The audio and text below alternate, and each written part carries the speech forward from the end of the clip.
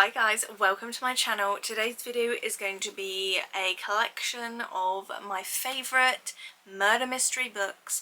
I feel there's probably a few others I've not included in this list, but these are kind of the ones that really stuck out to me when I looked at my shelves.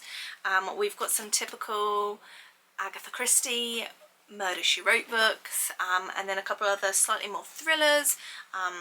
So let's jump in, shall we? So let's start out with three of my favourite Murder She Wrote books.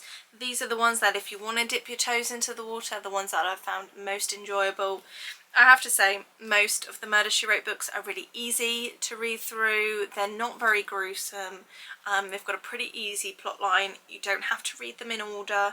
I certainly haven't.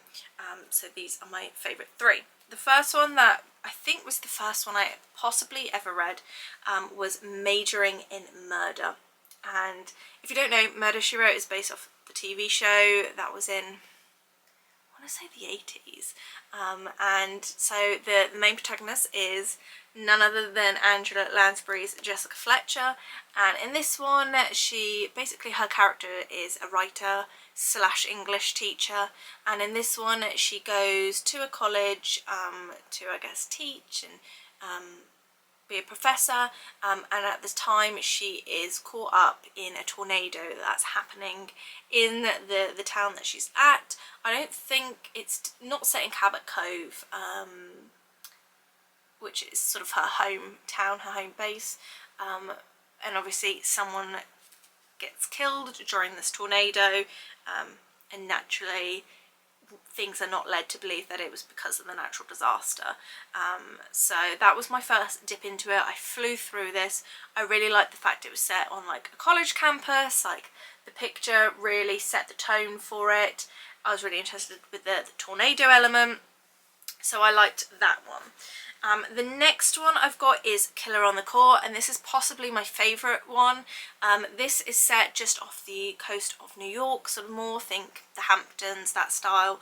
And Jessica has gone to visit her nephew Grady, who's the closest thing she really has to kids. She goes to visit Grady and his wife and his son Frank at this sort of beachside apartment villa, which is Grady's wife's boss's sort of estate.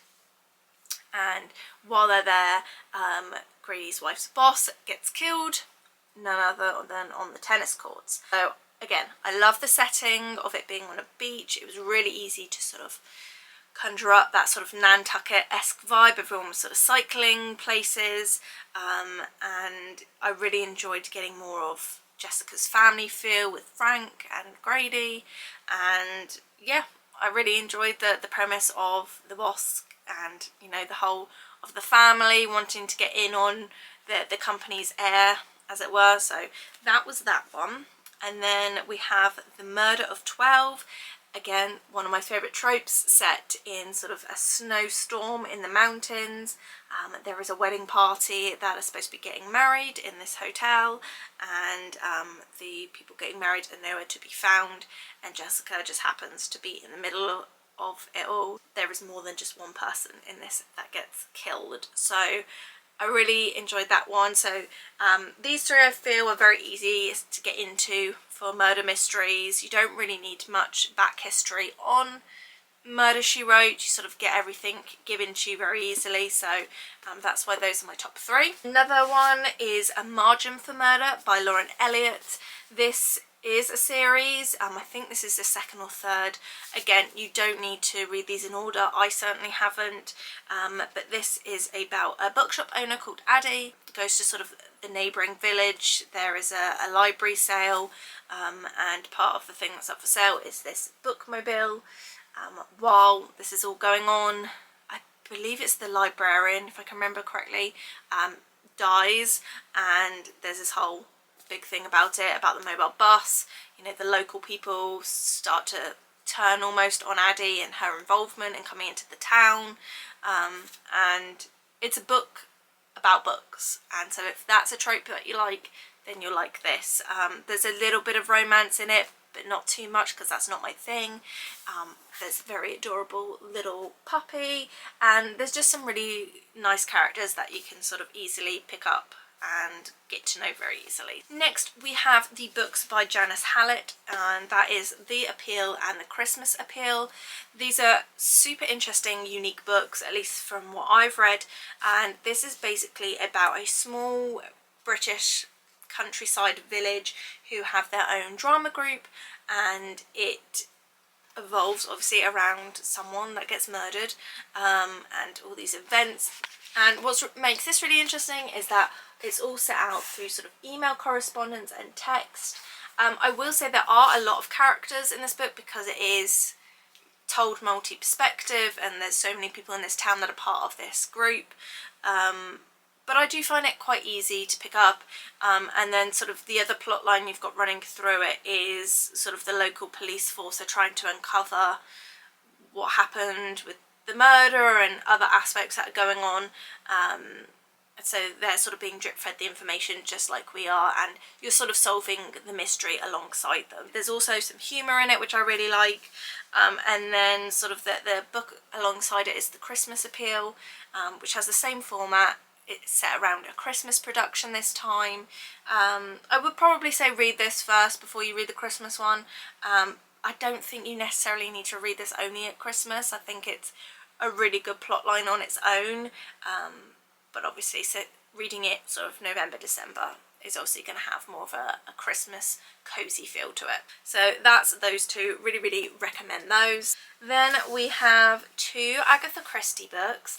I read a lot of Agatha Christie, and it would have taken me a while to go and sit through to find sort of any others, and I thought, let's just include the two. They may be kind of the most popular, but they are my favourites, and that is Murder on the Orient Express and Then There Were None. These are gorgeous HarperCollins hardbacks with sort of glittery elements. I love these. I like to collect these hardback versions. So you probably already know loosely these stories. They're based on these books, then became films and TV shows, but if you don't know, Murder on the Orient Express is set on the Orient Express and follows Poirot as he gets on the train, someone gets killed, and everyone is a suspect. Like, it's as simple as that. And sometimes I feel the best, most classic storylines can be executed the best, and I think this is a classic all in itself. Absolutely love it. I love anything set on like an old-fashioned train, that wintry cozy feel, and I've read this a few times, and fortunately, because I have kind of a bad memory with books, I never remember who the killer was, so I can read this over and over again. And then There Were None, which is set on an island. This is one of the few Agatha Christie's which is not a Poirot or a Marple. So if you don't necessarily warm to either of those, I mean, I prefer Poirot over Marple, but this is sort of a way to get into Agatha Christie, I feel. And this group of people get invited to this island, this mystery island, and when they arrive, the person that invited them is not there, and slowly by surely it follows the nursery rhyme. I think it was originally 10 Little Soldiers, or 10 Little Indians, I think might have been the original title, which they then had to change, and one by one, like the nursery rhyme, they get killed off. And I think this is great writing, a great, well thought out book. I've seen obviously the TV miniseries, I've seen it at the theatre, and you know, each time I just love the way it is and how amazing the plot is. So that is that one. I then have one, if you liked the Murder on the Orient Express, this is Murder on the Christmas Express. And again, I feel like this is one you don't necessarily need to read at Christmas. I certainly didn't. It's a very similar premise. People are on a train and someone dies. This one has sort of a little illustration at the start, so you can sort of help figure out where everyone is. And I'll just read a little bit of the blurb. It says, in the early hours of Christmas Eve, the sleeper train to the Highlands is derailed. So this is more up in Scotland. along with the festive plans of its travellers, but that is only the beginning of their problems. When the body of one of the passengers is discovered in the locked room of her cabin, all the evidence points to murder. With the train stuck in the snow in the middle of nowhere, it's up to former Met Detective Ros Parker to find the killer before they strike again. But as the countdown to Christmas and their rescue begins, Ros discovers there are many secrets on board this train and many passengers with motives for murder. As a killer stalks the carriages, who will be next to die, and will any of them get home for Christmas alive? So it is very Christmassy, but I feel like once you start reading it, you kind of forget that it's a couple of days before Christmas, and it just feels like a wintry set book. So read it when you want, but I think you can read it all year round. And then finally, this is sort of a loose murder mystery-esque, but I do really remember liking this, and this is The Maid by Nita Prosse? I'm not sure how you pronounce that, but it's about a maid that works in this very lavish hotel, and one day this very sort of well-to-do chap is found murdered in his apartment room. So again, I will read you the blurb.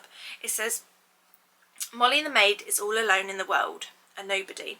She's used to being invisible in her job at the Regency Grand Hotel, plumping pillows and wiping away the grime, dust and secrets of the guests passing through.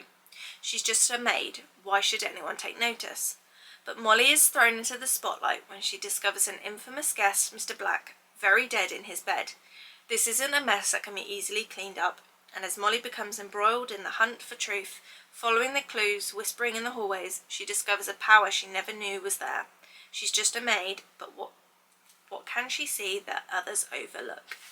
And if I remember rightly, there's a big plot of this where she lives with her nan, I think, or her gran, in this sort of little flat, and so she has a big influence on her, and yeah, Molly is kind of just a nobody until this murder happens, and she wants to, I guess, try and solve the plot. I like the setting of something in like a grand hotel. It gives those sort of Eloise at the Plaza vibes. Really drew me in. It was a quick read for me. I think especially, like, sometimes I find it hard to read at home, to be really focused, so if something really sucks me in and I can read it quite quickly within the week, then I know if that's a good book. So that is the last one that I actually have to share with you. Kind of wanted to fly through them, give you a little tidbit about what she is about. So hopefully if you're looking for a new murder mystery, or you just want to sort of dip your toes into murder mystery, one of these might take your fancy. If you are a long-time murder mystery reader, then let me know what your favourite or some of your favourites are down below, if you think there's something that I should pick up. And yeah, I hope you enjoyed this video. If you want to see sort of more, you know, my top 5 books of a certain genre, or if there's something in particular you want to like see about my collection of books, all sorts, because you just see this bit of my bookshelf, but I've got 2 other bookshelves in this room that are completely chock-a-block, filled with murder mystery, World War II, thriller, so this is just a little peek of what I have in here. So yeah, I hope you enjoyed my video, and I will see you very soon. Bye guys.